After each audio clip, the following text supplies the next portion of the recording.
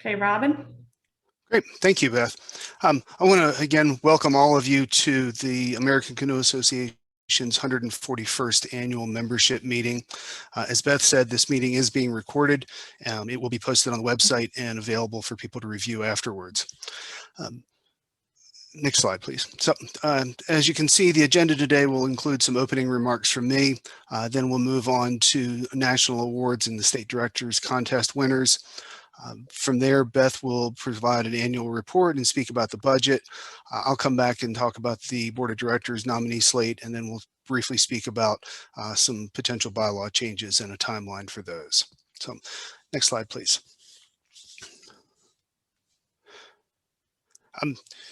So this year, the ACA celebrates 141 years of paddling. And in those past 141 years, we have faced some challenges. In the past couple of years, those challenges have included some significant things, including some financial struggles and leadership changes. 2020, along with the rest of the world, we were impacted by COVID. And in 2021, we faced some debates about our organizational structure. Next slide, please. As we face those debates about our structure, it's important to recognize that 2021 has been a year of rebuilding. COVID dropped our membership levels, and we are now back up to pre-COVID levels for membership. A number of events and activities have returned back to pre-COVID levels. Instructional activity has been through the roof this year. Club events and competitions have also been much more active.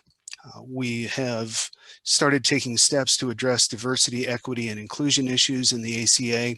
We've had some productive fundraising efforts and have formed a board committee to address these issues, and Beth will speak a little bit more about that later today.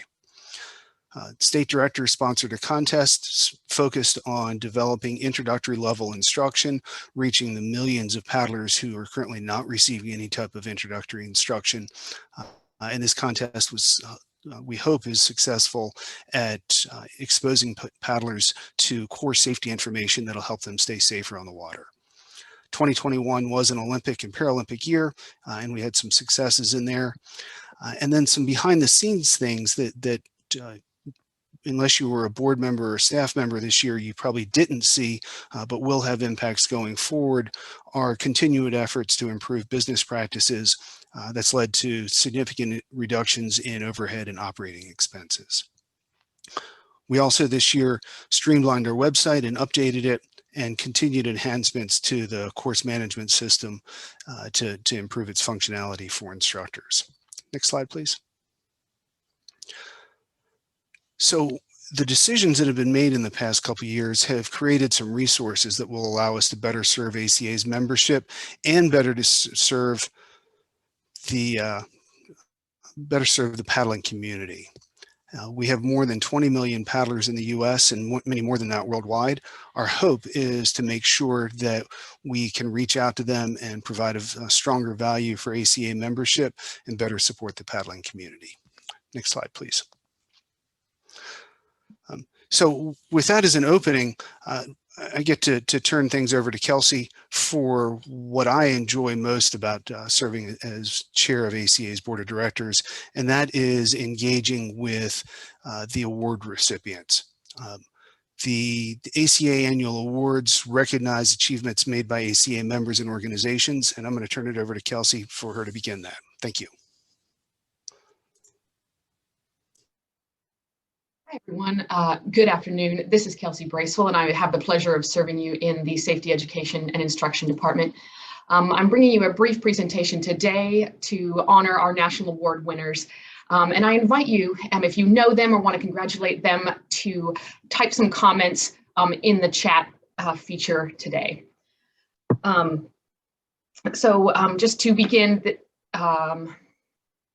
please go, there we go, excuse me. This is the order of the awards that we will be presenting today. And I'd like to start off with the Excellence in Instruction Award.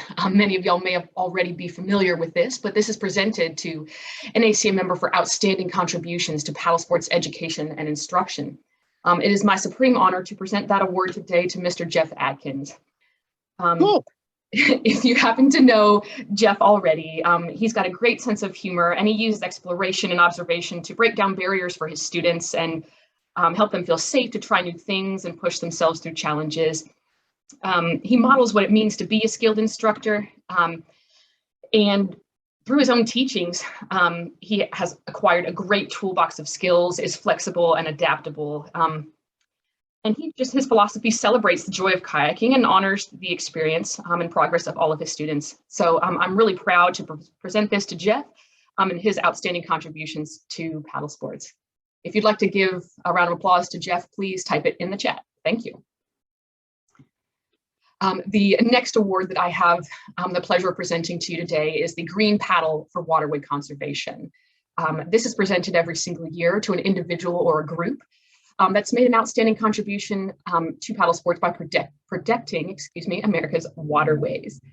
This year, it is my delight to award this to Jamison Holtz and the Baltimore City Recreation and Parks Canoe and Scoop Program. The Canoe and Scoop program that Mr. Holtz leads has been really productive in cleaning the middle branch of the Patapsco River in Baltimore City, but it's also provided tons of opportunities for volunteers of all ages to practice stewardship of the environment.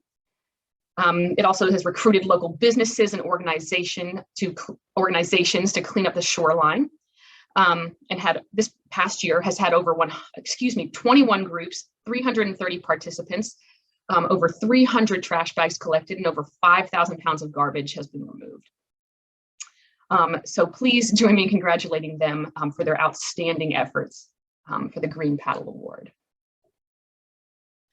The next award for you today is the J. Henry Rushton for Organizational Excellence. And this is presented to an organization for outstanding achievements in advancing paddle sports and sharing in the mission of the ACA. And this year, your winner is the North Shore Canoe and Kayak Club near Kenmore, Washington. They offer basic courses and advanced skills mentorship for all types of paddle sport activities. And as an ACA Paddle America Club, they're a unique provider of community-oriented hand-powered water sports. And their mission is to provide opportunities for lifetime competitive and recreational participation in paddle sports such as canoeing, kayaking, dragon boat, stand-up paddleboard, and outrigger.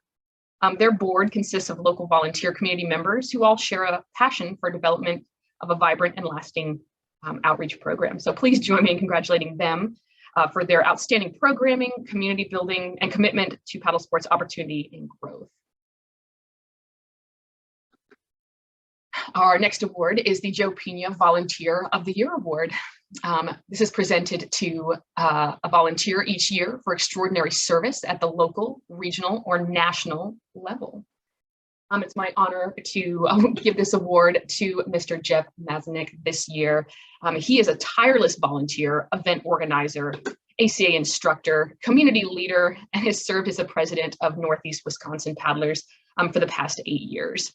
He's spearheaded the creation of public events that have exposed thousands of people of all ages to a greater appreciation and enjoyment of paddle sports and conservation of the local lakes and rivers on which they paddle.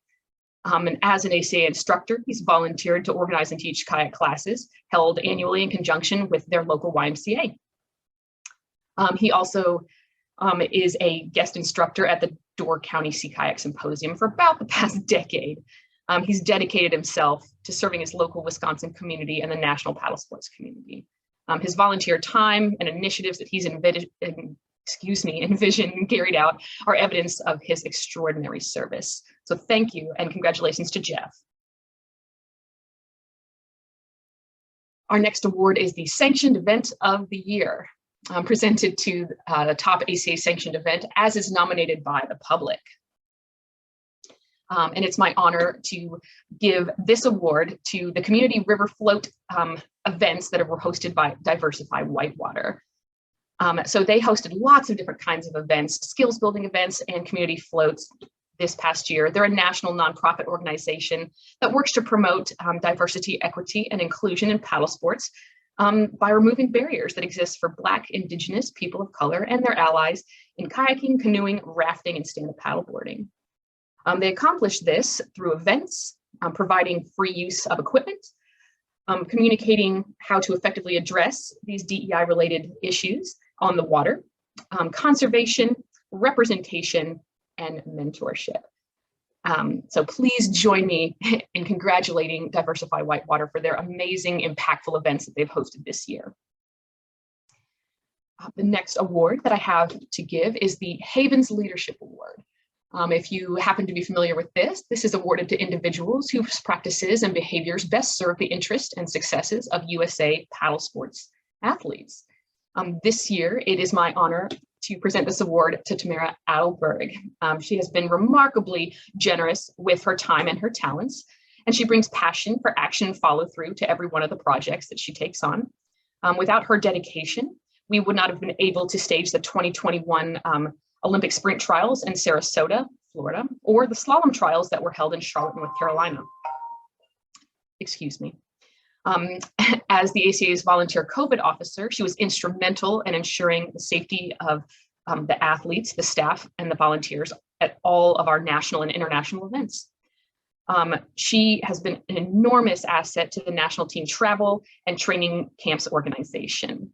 She also happened to lead the sprint junior and U23 team to the World Championships in Portugal and the paracanoe team to the World Championships in Denmark. So thank you so much for all of your hard work. We could not have done this without you. And if I may, I'd like to turn the floor over to Robin again to award the President's Award. Thank you, Kelsey. The next award is the President's Award, and this is given to an individual or group, living or deceased, who's made a meaningful contribution to paddling or to the ACA. And with that broad criteria, it can be really challenging to determine who to present the award to. There are lots of active volunteers who deserve recognition, who are still very actively engaged in their work. So this year, what I've decided to do is focus on a group and an individual who have kind of completed what they're doing and really deserve recognition and award for what they've done. The first is a group, and in this Olympic and Paralympic year, it seems an obvious choice to award our Olympic and Paralympic athletes. They've trained hard for years or decades. They've suffered through a year of uncertainty regarding the impact of COVID, and they've represented the ACA and the US well in this year's Olympic and Paralympic Games. So it's my privilege to award an ACA President's Award to the US Olympic and Paralympic paddling team. Those members include Nevin Harrison, Blake Haxton, Bug Loken, Michal Smolin, Evie Leapfarth, Kaelin Friedensen, and Kaelin Friedensen. And I do want to point out that although we're recognizing these athletes, we also have to recognize the people that supported them. Their success couldn't have happened with the support of family, coaches, teammates, and the support of the ACA and the US Olympic and Paralympic Committee. I'd particularly like to point out the support provided by ACA's volunteer high performance director, Rock Shribar, and just give a shout out to everyone that's been involved in this effort. The second award goes to an individual. 2020 was a year that was defined by COVID, and many of us wondered how to continue paddling safely, and a number of ACA members worked to create guidelines to do that. The fact that those guidelines are still relevant more than a year and a half after they were created speaks to their quality. And although there was a large team that created them, every team needs a leader, and Dr. Henkin was our leader. He's an instructor and a physician. He helped draft and lead the development of these guidelines, field tested them, sought and incorporated feedback, and created what are really an extraordinary set of guidelines for paddling during COVID. So it is my privilege to award Dr. Steve Henkin an ACA President's Award for creating the path for us to paddle safely during the time of COVID.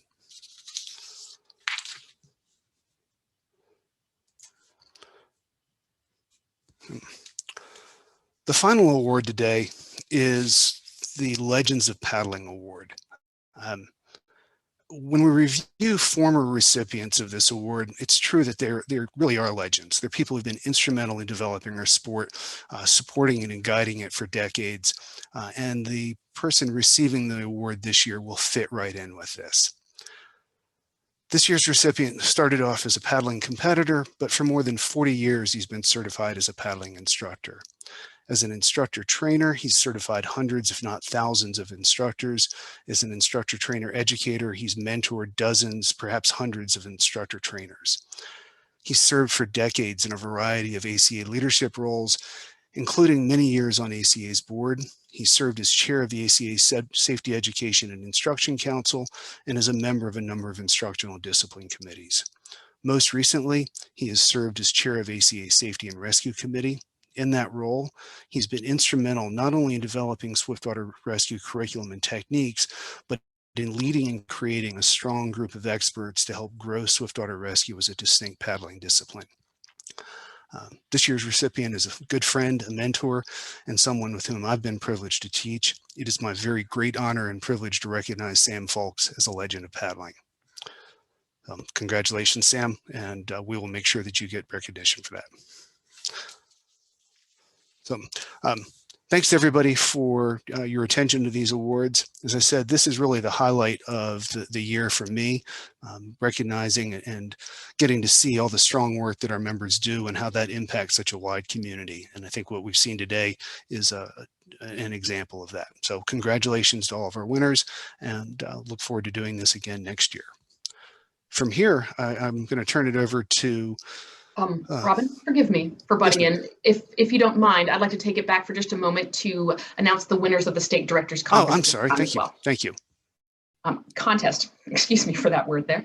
But thank you very much for delivering those final few awards. I'd also like to take a quick moment to provide these certificates of appreciation to some of our members of the SCIC Executive Council, Mr. John Trenley, Mr. John Browning, Mr. Trey Knight, and Miss Lydia Wing. They have spent years giving their time, their expertise, amazingly hard work and service to the ACA's SCIC. And so I hope that if they're here today, or if you happen to know them and have been impacted by their great work, please feel free to pop a note to them in the chat or reach out to them independently of this, but they have done us a great service. So thank you to each of them. What I'd like to do really briefly is go through the contest that was sponsored this year by the ACA State Director Program. We saw, just as Robin had earlier said, a huge bounce in the number of courses that were reported and students that were reached. So I just want to say thank you to the state directors, any of you who are on this call. It really has been quite a nail biter to see the results of this, so thank you.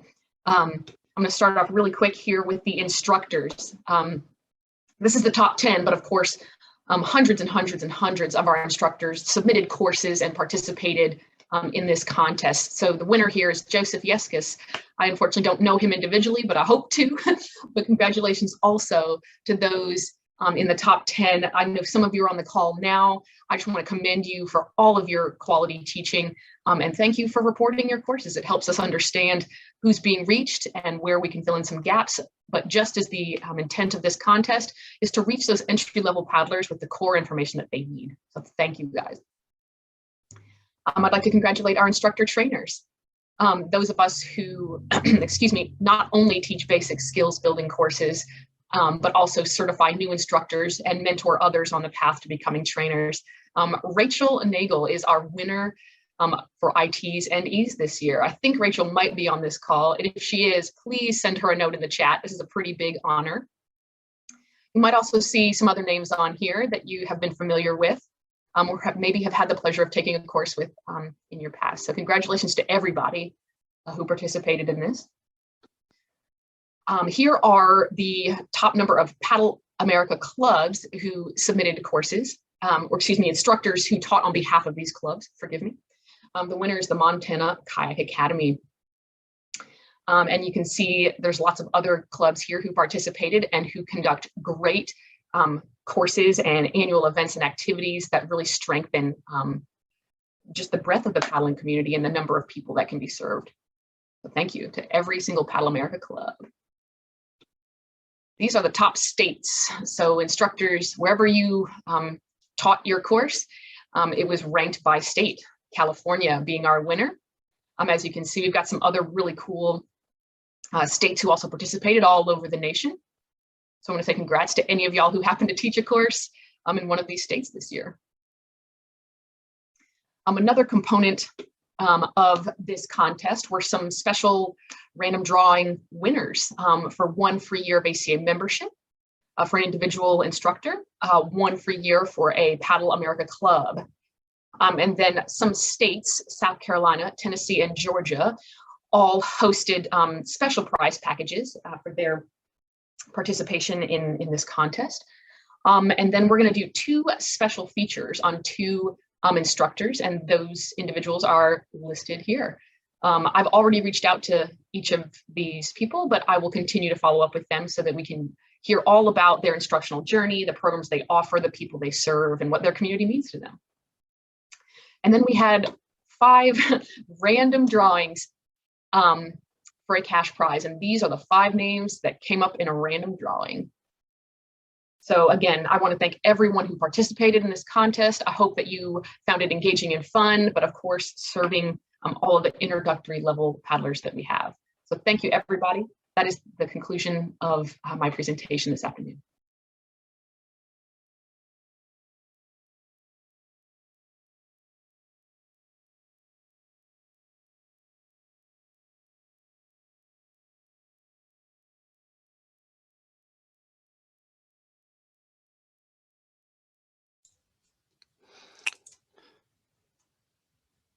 And I would like to, this is Robin again, we have had some leadership changes. Again, I'd like to recognize the SEIC officers that are stepping down, and then members of the board of directors that are stepping down at the end of their terms. Heather Davis Miller, Bill Mix, Adam Joseph, Lily Colby, and Nick Miller. We want to thank you to all of you, thank all of you for your service to the ACA, and we hope to see all of you on the water sometime. And from here, I will turn it over to Beth for our annual report. Thank you, Robin. So I have shared my screen again, and I'm going to go through, I don't know, 6 or 7, maybe 8 slides that constitute our 2021 annual report. These include very high-level department updates, some information about our revenue and expenses by program, some other financial information about our change in net assets, and then we will talk about the budget.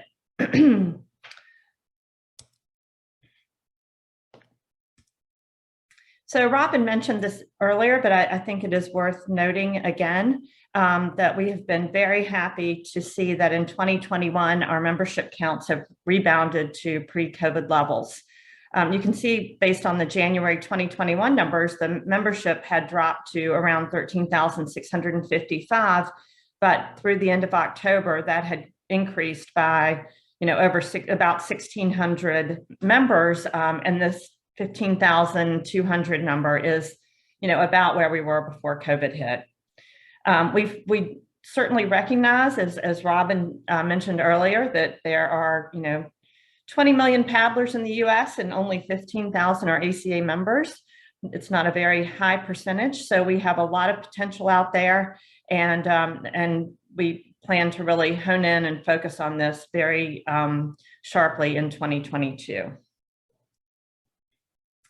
All right, now it's Kelsey's turn again.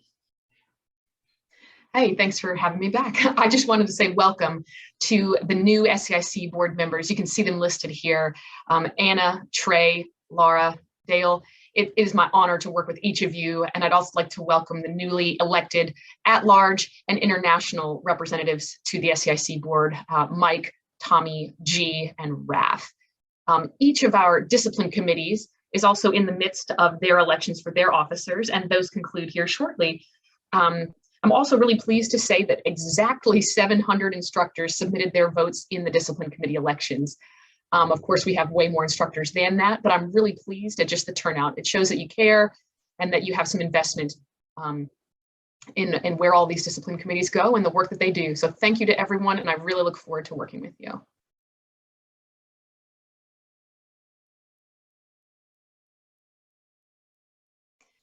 I'll take one other brief minute just to talk about some grants and some funding opportunities that I have the pleasure of working on in the SEI department. In the past fiscal year that just ended, we had, one USCG, that means the US Coast Guard, right? So their federal nonprofit grants. We conducted a safety education campaign via geofencing and social media. That grant recently concluded. I'm not fully done with all of my analysis, but I look forward to sharing it with you when I get finished. For this current year, I submitted 4 applications in partnership with Mr. Richard Lauridsen, who is in the SEI department, if you haven't had the pleasure of chatting with him, but I believe he's on this call. So if you happen to have met him or asked him for assistance or please give him a shout out in the chat. Of those 4 applications that were submitted, we had one project that was funded, which is going to be the development of ACA's first online coursework, which is going to be modeled after the Paddle Sports Safety Facilitator, PSF, program, if you happen to have heard of that. And then there will be a significant marketing effort that goes behind that. And so that is in progress. And this online course is scheduled to be available in February, maybe early March. And it'll be provided to all ACA members and the public for free for a certain amount of time. And so I hope that when we release that, I'm sure we'll publicize it. If you come across that ad, by all means, participate and let us know what you think. We also have had the great honor to work alongside LL Bean with their Club Fostered Community Grant. This used to be called the Club Fostered Stewardship Grant, but we wanted to broaden the scope of projects that we wanted to support and fund. In addition to stewardship, we also were able to fund some projects that had to do with education, competition, or all of the above. And so the primary focus of this grant, in comparison to stewardship only, is to support organizations and groups that have overarching DEI goals. And we had, again, 12 awards. There is a report summarizing all of those on the ACA's website, americancanoe.org/partnerships. You can read up on all of them. And then finally, on behalf of the DEI working group, board committee, that is currently working on all sorts of things on behalf of the membership and the board and the staff, I've been able to write 5 grant applications in collaboration with the members of that committee. And none of those funding decisions have been made yet, so I have high hopes and optimism for the future, but I've still got my fingers crossed until January, so please cross your fingers for me as well, because we'd like to further develop and execute some Leadership Academy events, provide scholarships and mentorship opportunities with these funds.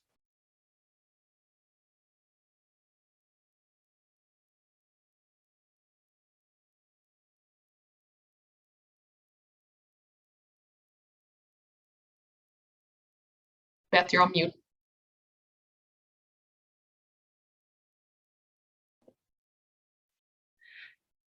All right, as Robin mentioned earlier, when he gave the President's Award to our Olympic and Paralympic athletes, we did have an extremely successful year on the competition front. And it went beyond just the Olympics and Paralympics. But we do want to recognize and celebrate some of the athletes who were sort of our shining stars this year.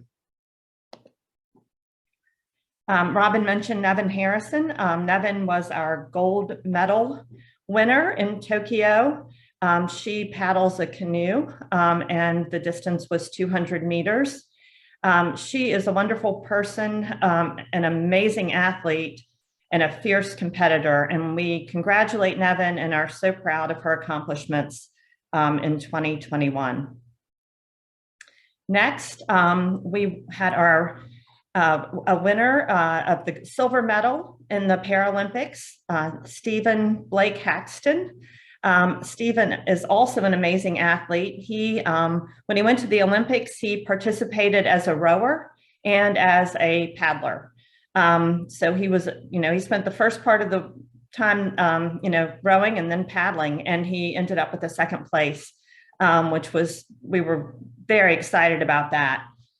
Let's see. And then our other Olympians included Michal Smolin, who is a men's kayaker in slalom, and he ended up in 5th place. Very close to winning a medal, but he did end up just off the podium by a touch. And then Zachary or Bug Locken, he is a slalom canoeist, And he got 7th in the Olympics. It was, he had a really good first heat. I think he was 3rd in his first heat. And then the second heat was not quite as fast, but ended up in 7th place, which is really great. And we were extremely proud. And then we have a very young athlete, Evie Leapfarth, who participated as in canoe and kayak slalom. And she had a great Olympics.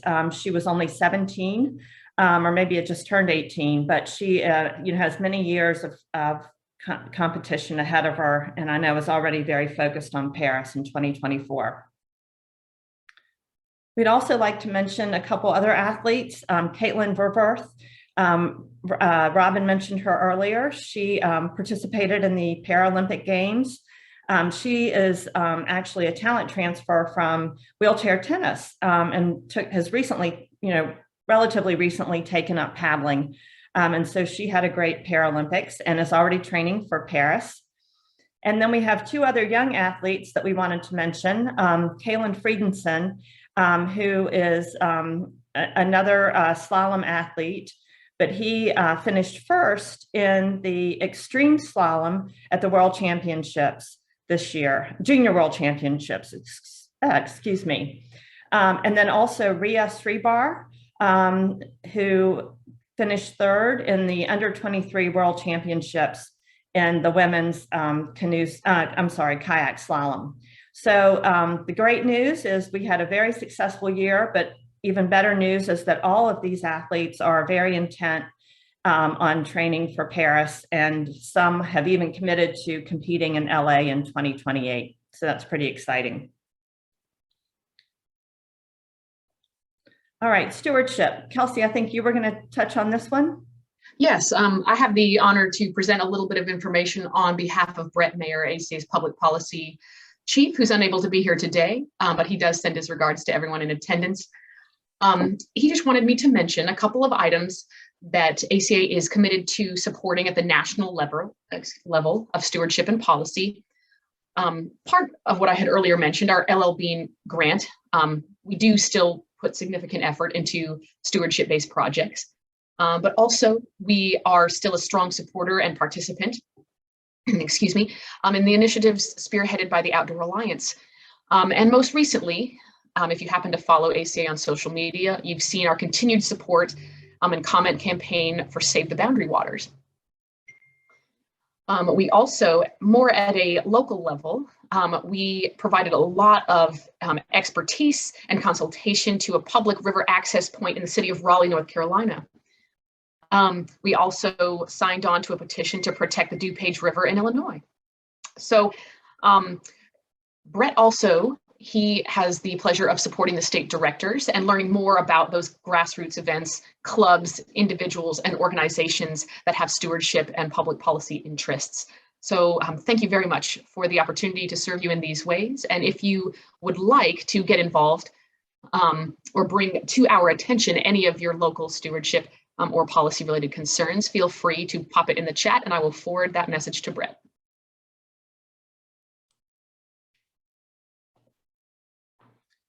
Thanks, Kelsey. So now we get to maybe not as interesting part of the meeting, which is talking about all the numbers. The first thing, just a couple highlights from 2021. Most of you are aware that we did raise our dues effective January 1st of 2021.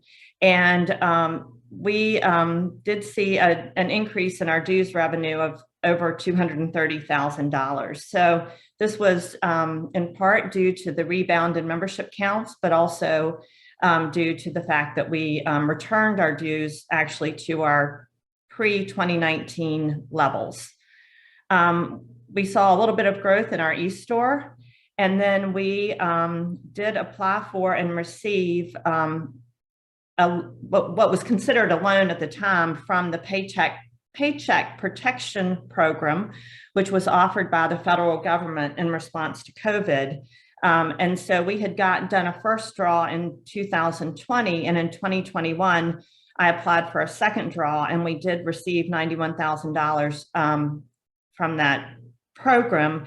And both of those PPP loans were forgiven in 2021, which means that we do not have to repay any of that money to the federal government. Expenses were basically flat. Payroll was up a little bit, but overall expenses were flat compared to 2020. So this slide demonstrates our 2021 revenue and expenses by program. And there are a lot of slices in these pies. We actually have a lot of different programs. We have just general membership. We have all our safety education and instruction. We own Sugar Island, and we have Camp Sebago, and then we have all the competition related activities. In 2020, we had one U.S. Coast Guard grant. And so we do have a lot of, sources of revenue and a lot of ways that we spend money. And that's what this pie chart demonstrates. This next slide might, at a very high level in 2021, our revenue was right at $2 million and our expenses were about $1.65 million. Which means that we had an operating surplus of $350,000.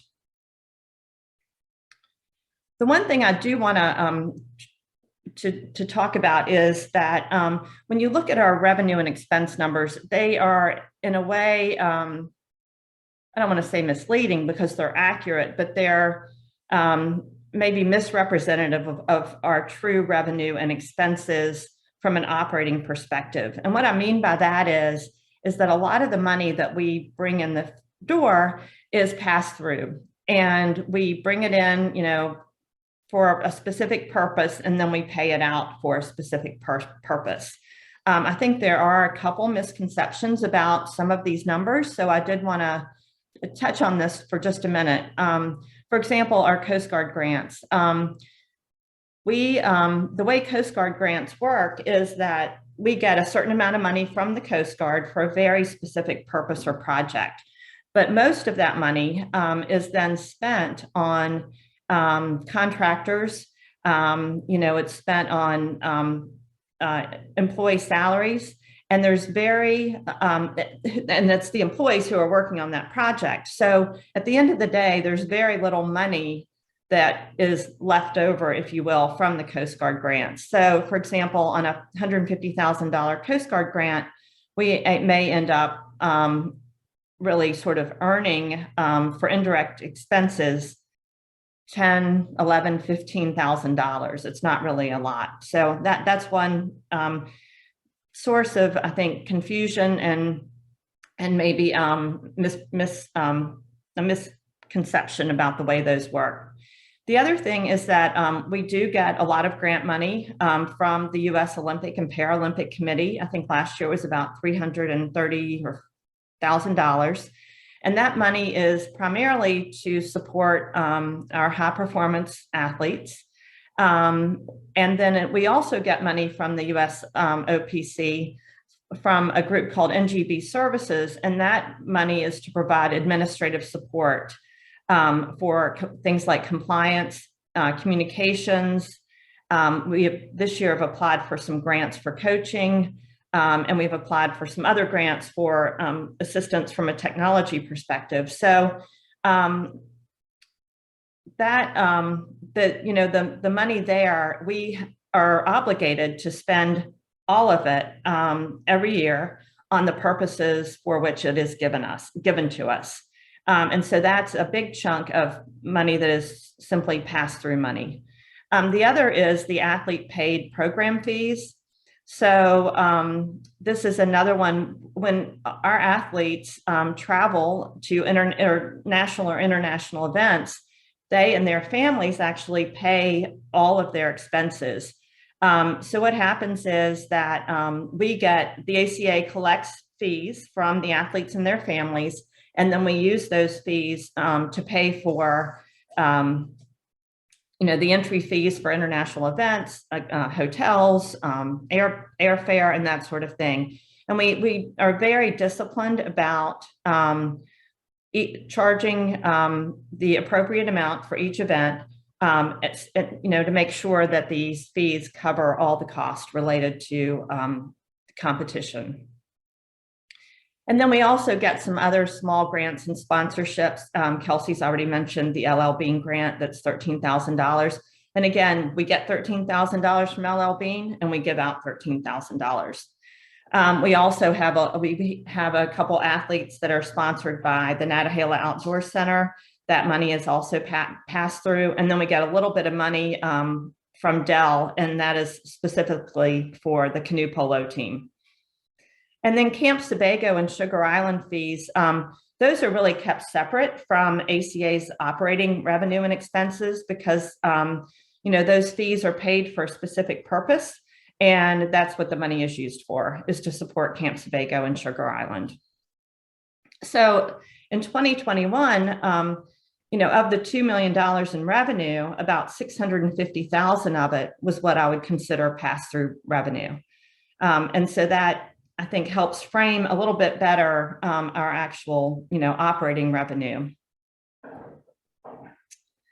Okay, so this slide, and this is a slide that, this is a measurement that nonprofits use very consistently to share information about their financial situation.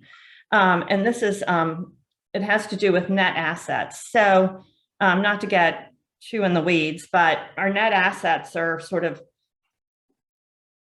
if we were a company, it would be sort of owner's equity, but for a nonprofit, it's our total assets minus any liabilities that we might have. So it's kind of what we're worth, if you will, what resources we have. If we liquidated all of our assets, this is how much cash we would have.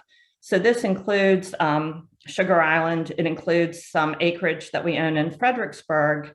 And that's about $1.6 million of it. And then the rest is other assets, equipment that we own, things like that, and then also cash. And when auditors or accountants think about assets, they think about unrestricted, which means we can spend it on whatever we want, versus restricted, which means it was given to us for a very specific purpose, and we can only spend it on that purpose. So what this slide shows is that since the beginning of 2020, we have grown our net assets by about $800,000. And this is actually, the $800,000 is actually cash. So we have improved our cash position since the beginning of 2020 by $800,000. Some of that is restricted. Specifically at the end of 2019, we received 2 big donations, one of $75,000 and one of $150,000. And again, those were both given to us to spend in a certain way. And so those are restricted. The unrestricted, again, that's the money or assets, not money, but assets that we can spend without restriction. So this is a pretty happy story. The year before, in the year before this, we actually lost about $100,000.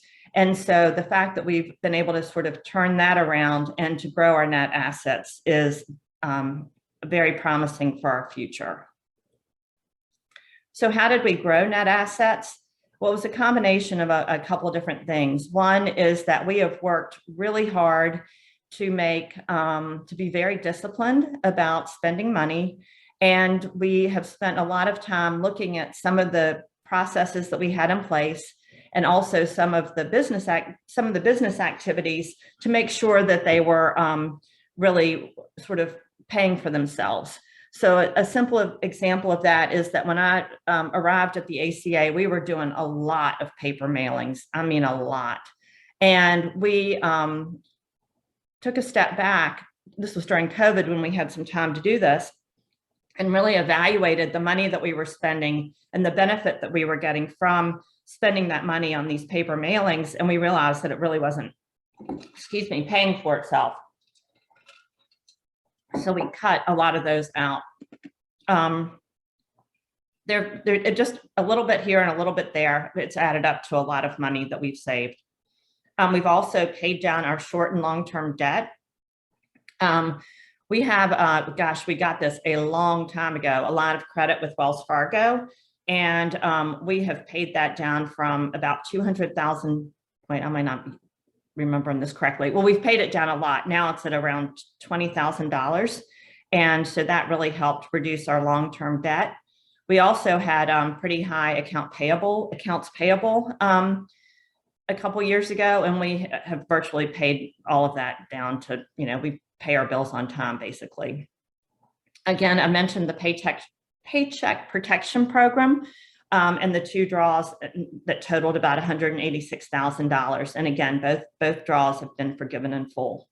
And then I mentioned this earlier as well. The dues changes did result in an increase in revenue of about $235,000. All right, so that's kind of the past. Let's talk about the future. Yesterday afternoon, we had a very long board meeting, but the primary purpose of the board meeting was to talk about the 2022 budget.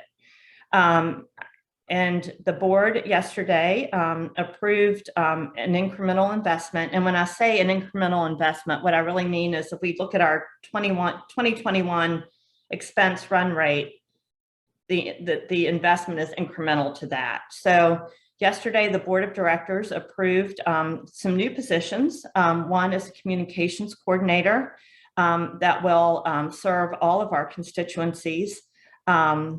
And so we're excited to be able to add that position.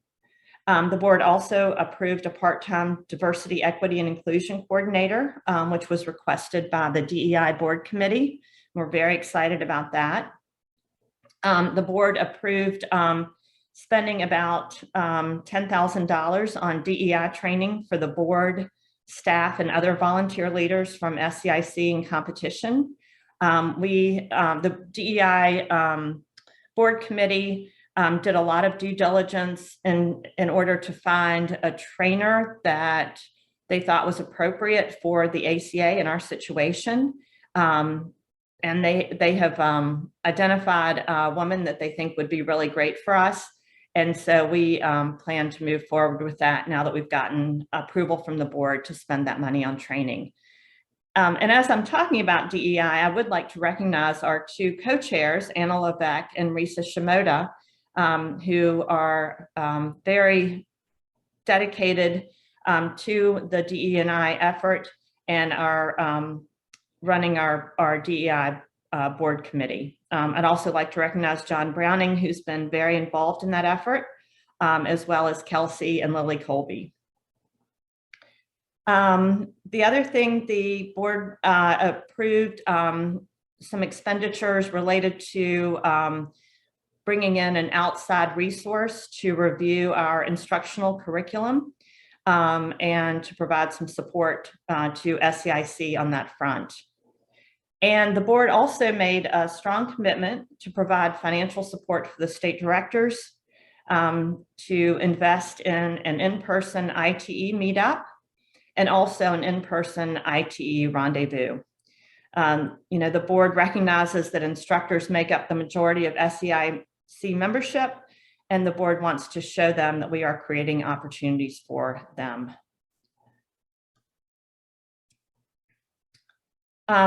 So just overall, in terms of the 2022 budget, some of the big ticket items I wanted to mention, we do expect our member dues to increase $50,000 versus 2021.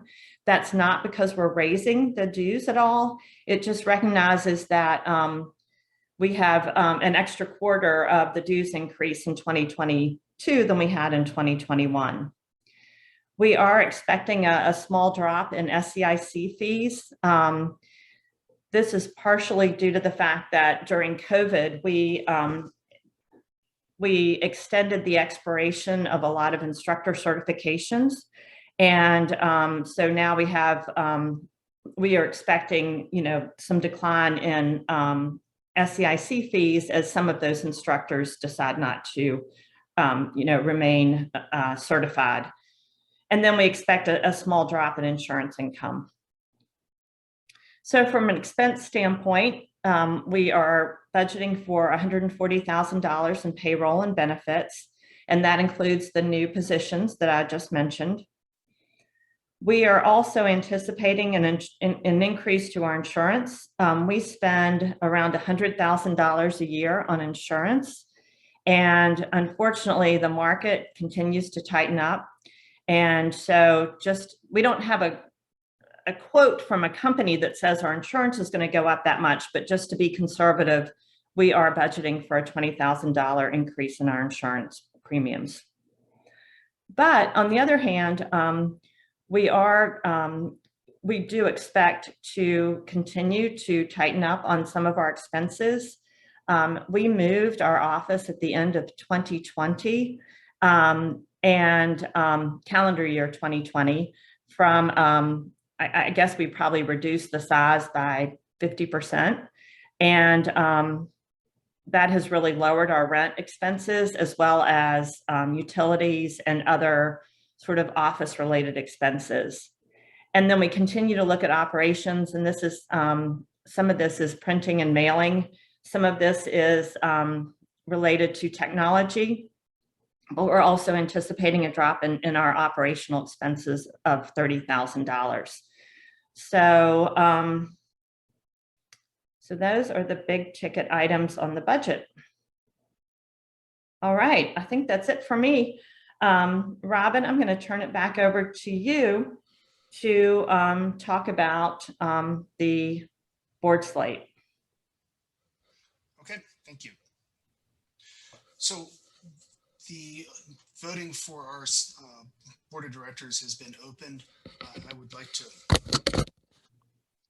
bring my microphone down. So the voting for board of directors has been opened, and I would like to first thank the nominating committee that participated in selecting our final slate. That nominating committee included Lynn Andrus, representing divisions, state directors, and Paddle America clubs, Laura Zollinger and Jeff Atkins, who were chosen from representatives in instruction. Also congratulate Jeff on his on receiving the Excellence in Instruction Award. Alessia Favero, and I'm sorry, Alessia, if I've pronounced your last name incorrectly, but she was selected by the Diversity, Equity, and Inclusion Committee. And then Tom Crockett, who was chosen by the athletes to represent them. The nominating committee was given complete free rein to decide how they were going to do this. And after reviewing a large group of people, they selected Suzanne Britt and Pam Dillon as nominees for independent seats, David Lumian and Risa Shimoda as nominees for the at-large seats. The Properties Committee selected Jerry Dunn as their nominee, and then Hunter Brandstetter was selected as the nominee for Paracanoe. Hunter also serves as the assistant state director for Tennessee. So I want to thank the nominating committee for bringing these people together. If you speak with them or look at what they've done, the nominating committee put a tremendous amount of effort into this, and I really appreciate all the work and the seriousness that they did and their responsiveness to this selection. And there's a note about how the nominating committee was selected. The athletes selected, essentially each subgroup was asked to nominate a candidate, and those were the ones that were chosen. So the SEIC Executive Committee was allowed to select 2 people. The athletes selected 1, DEI selected 1, and the divisions and state directors and Paddle America Club selected 1. Thank you for that question, Alicia. And then next slide.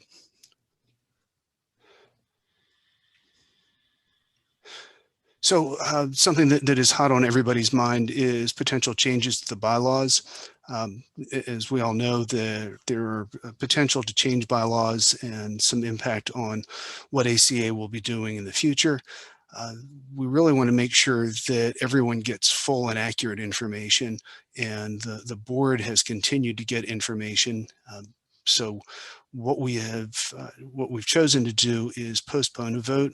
It doesn't really seem fair to anyone to ask you to vote when you don't have complete information. And given that the board is still getting complete information, it's hard for us to disseminate that. Our bylaws require us to give 6 months notice on a membership meeting. We have to have a membership meeting to change bylaws, so we're postponing it for at least 6 months. We have a new board coming in, and we will work with them to make sure that information gets disseminated to the membership, and make sure that the membership has some more engagement with setting up what those potential bylaw changes are. And with that, I'm going to turn it back over to Beth.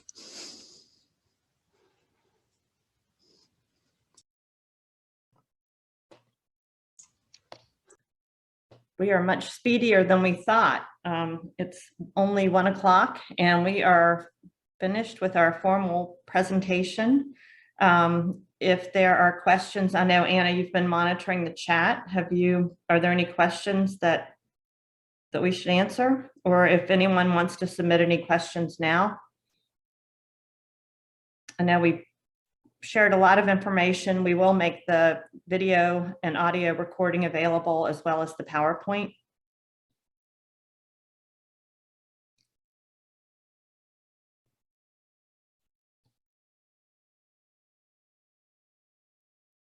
All right, well, and anything else? So Yes, there are a few questions in the chat. questions. Yeah. Okay.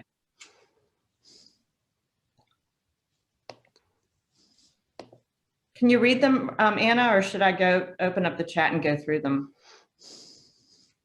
I can read them. Alicia has, what percentage of members are from instruction and what percentage of members are from competition? Okay. We have, of the 15,000 members, 4,000 are, around 4,000 are instructors. Around 10,400 are have not identified themselves as anything other than sort of general individual members, and the remaining are competition. So I see where Cece suggested that we mention the rainy day fund, and I'm sorry, I forgot to do that. I apologize.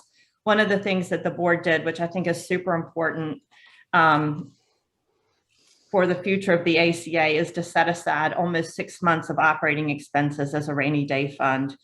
When COVID hit, it was tough. We didn't know what to expect. We didn't really have much money in reserve.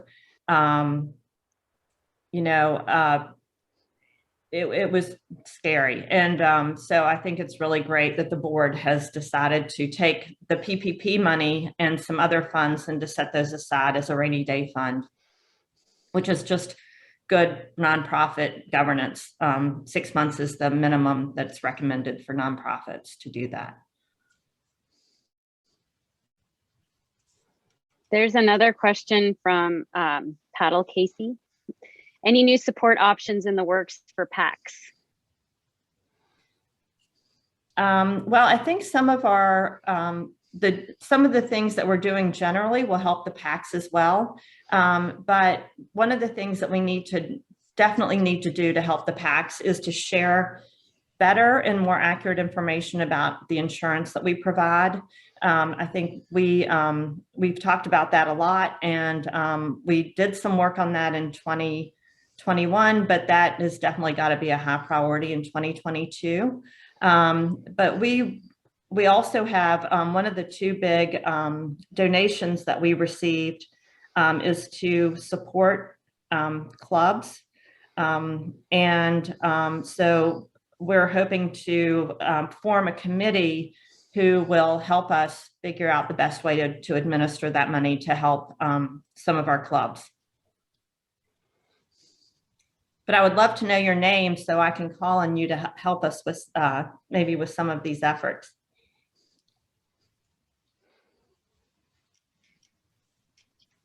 Great. And then Debbie had a question about instructor discussion forum. And Trey, thank you for responding. And Debbie, I would echo what Trey wrote in the chat. Get in touch with him or myself or anyone on, or Laura or Dale. And we'd be happy to have that discussion. And also that is part of the idea with the instructor rendezvous that we're planning. And we're really excited about that opportunity.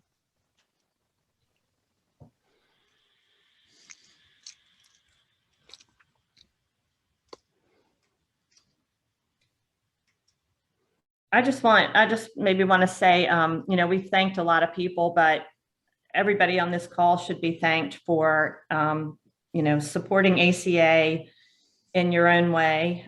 We have amazing, amazing volunteers who spend so much time and energy on everything from, you know, helping with competition to all the discipline committees and the clubs. And, you know, it's just amazing how many people are involved and help the ACA. And we couldn't do it without you all. It would be impossible. We have a teeny little staff and many balls in the air. And, you know, we just want to say thank you very much for all that you do to support the organization. I just want to come back to Christy's question, because she then wrote, she's looking for information about, not about insurance, but about running and growing the PACs on a local level. And she said she'd love to volunteer, and she sent an email a couple months ago. So sounds like we need to follow up with Christy. I don't know who you sent that email to, Christy, but maybe you can direct message me. I know who email. it, yeah. Hey, Christy, yeah. I know what you're talking about. Yeah. And also I know that the state directors have some ideas about some things to help the clubs. And so, we, Christy Kirks, we will be in touch and hope to pull together a group to start thinking about how we can better support clubs. Great. And then there's a question from Robert. What is the ACA doing, if anything, with canoe liveries?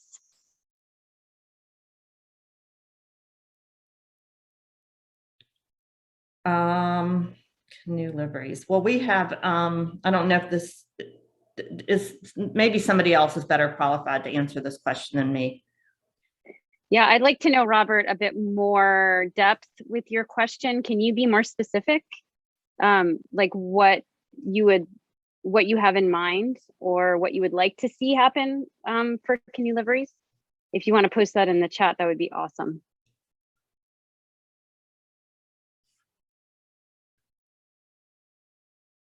And then there's another question from Suzanne Britt. Can I ask about the 2022 budget? Of the projected amount of revenue, you're saying that the restricted fees run for the year $650K?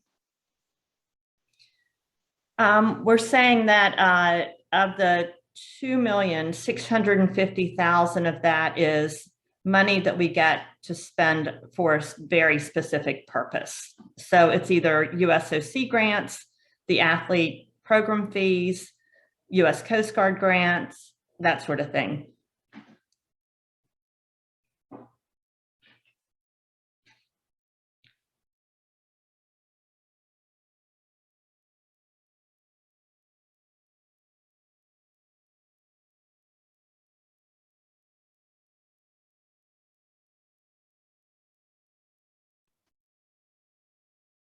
John Browning I just want to bring attention to, John Browning says, sounds like there needs to be some interface with state directors and PACs. And I believe that's what Lynn Andrus posted in the chat.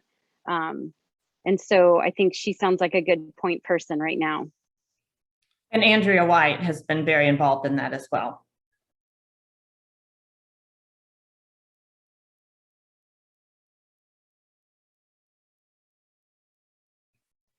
Okay, Robert's question is, we used to work with the PPA, which I don't know what that is. So if you could actually spell that out, maybe someone else does. We used to work with the PPA, and when I do an internet search on national canoe livery organizations, the ACA pops up.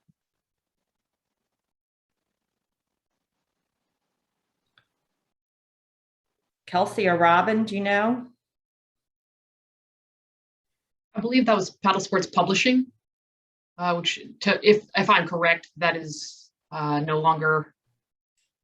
It was a Professional Paddle Sports Association, and they merged with America Outdoors Association maybe 10 or 12 years ago. 10. Thanks, Risa.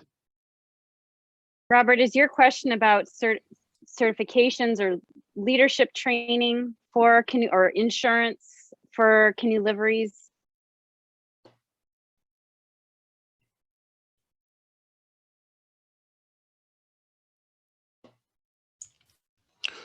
Yeah, I think I can, this is Robin, I can give a little bit of information.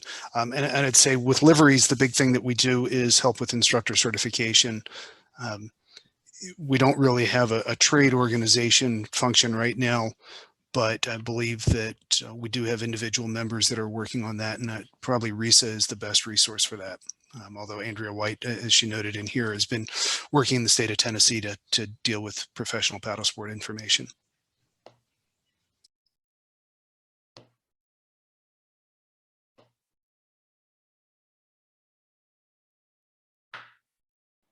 And then there's a comment from Pam Dillon in the chat about it. So the ACA worked with PPA to develop the canoe livery safety system decades ago. PPA moved forward with that, but it has not been updated. Yeah, so that sounds like an option for, or an opportunity for some work this year. And Robert, if you will send us an email at feedback@americancanoe.org, we can reach out to you with that.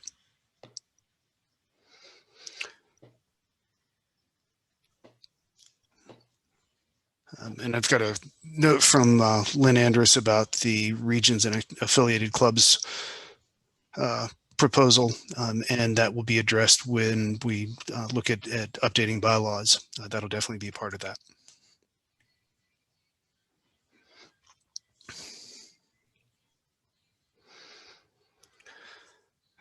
I want to check in, Alicia, did, you just posted again, but I wanted to make sure, I heard Robin address your question about how the nominating committee was chosen. I want to make sure that that was addressed. And then you have another question. If our largest base of memberships are non-affiliated with either instruction or competition, do we know where they come from and how we are supporting them? So, well, yes, I mean, we do generally know where they come from, and we did a member survey the end of 2019, where we learned a lot about our membership and why they join, why they renew, what missions they think are important, and that sort of thing. That was very insightful to help us better understand our general membership.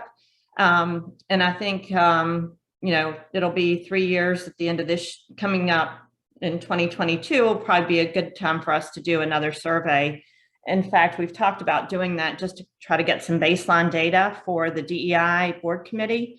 So maybe that would be a good opportunity to collect additional information as well. But that's a great question, really great question.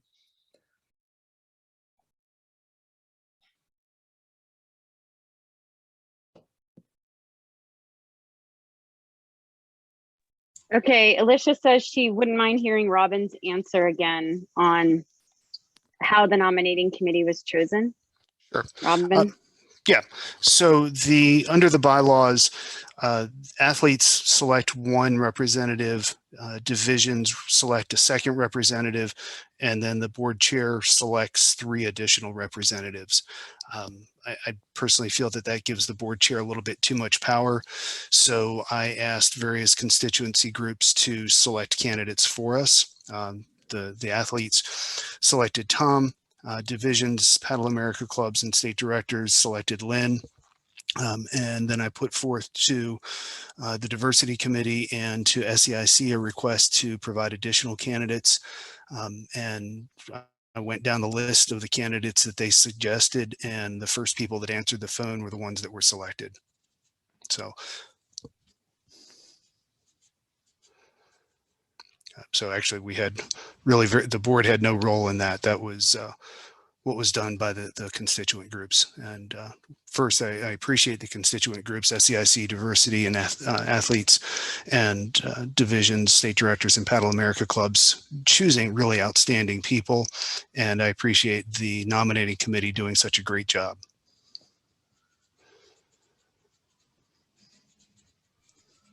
And then John Browning has a question. Any thoughts on adding a staff person as a project manager that could assist in managing with large projects? There are some major projects that volunteers don't have the bandwidth to properly manage.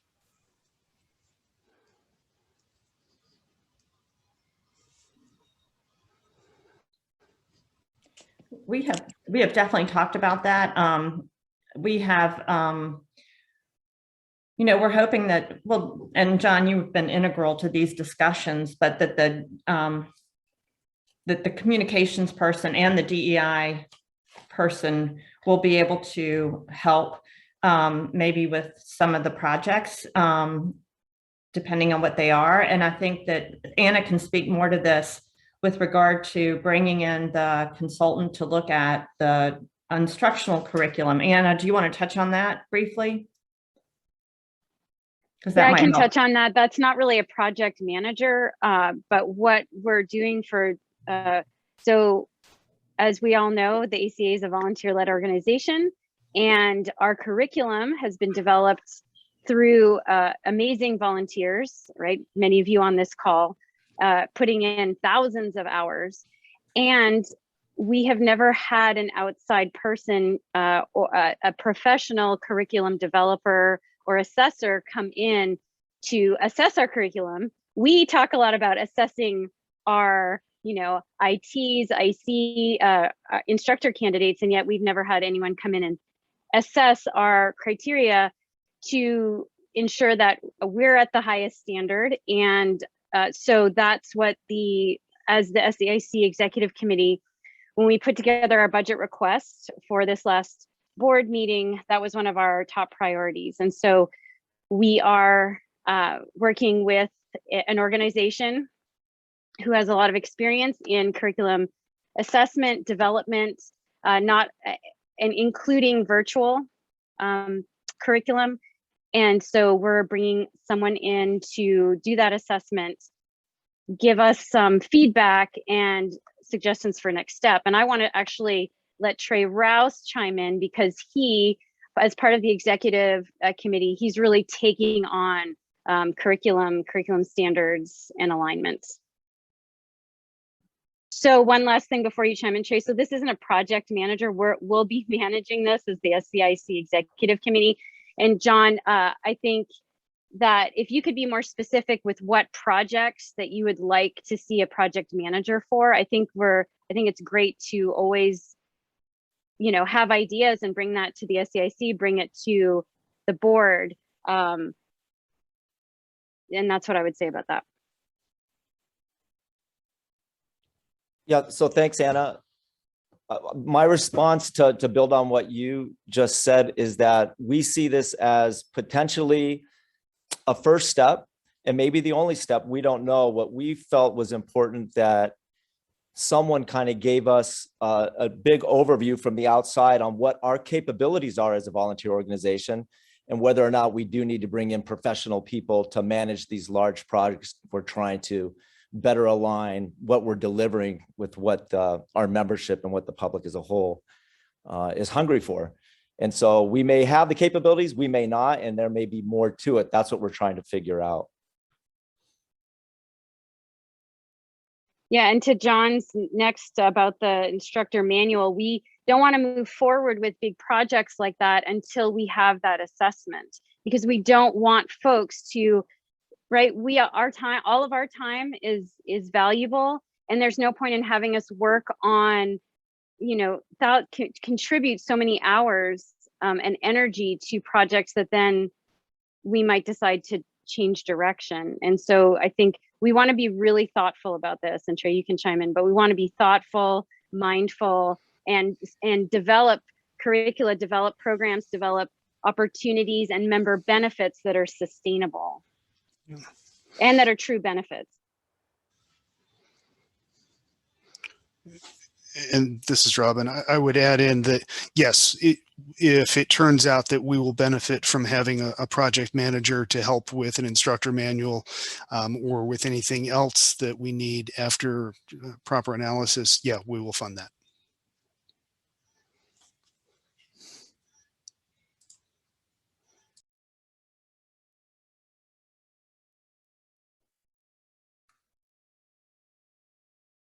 Any other burning questions, Anna?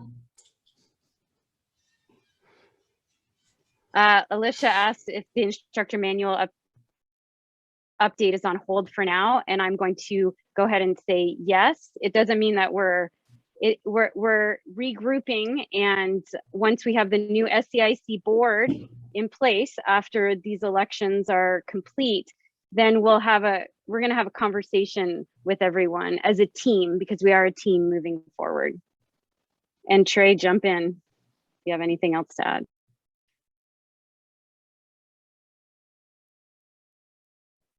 I would just say that those types of conversations are probably better had in an SEIC specific forum where we can get into the details of how this all looks.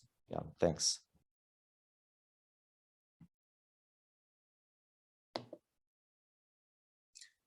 Well, I think that's it.